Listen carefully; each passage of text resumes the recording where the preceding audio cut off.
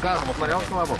Да. Вот, то же самое. И от бабушки ушел, и от дедушки. А от автоинспекторов не смог. Впрочем, до проблем с дорожной полицией любитель сказок докатился сам. Правда, в ближайшие 1,5 года, как минимум, кататься молодой человек, похоже, будет только на автобусе или такси.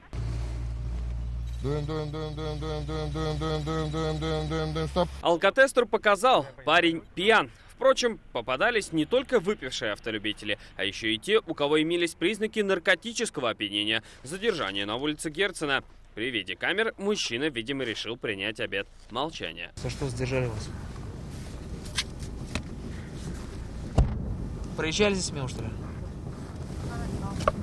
За автолюбителя скажет экспертиза. От нее и будет зависеть судьба прав, да и самого человека. Проверку алкотестером проходит большинство водителей, но есть и другие нарушения. Без внимания и не остались нарушения правил дорожного движения, а именно управление транспортным средством без водительского удостоверения, не имеющим полиса, обязательного страхования гражданской ответственности, нарушение правил перевозки детей.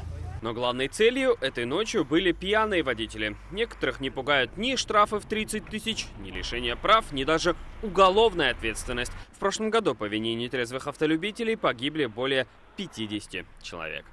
Салават Ахумадуллин, Айрат Назипов, Ильшат Мухаметов, ТНВ. Казань.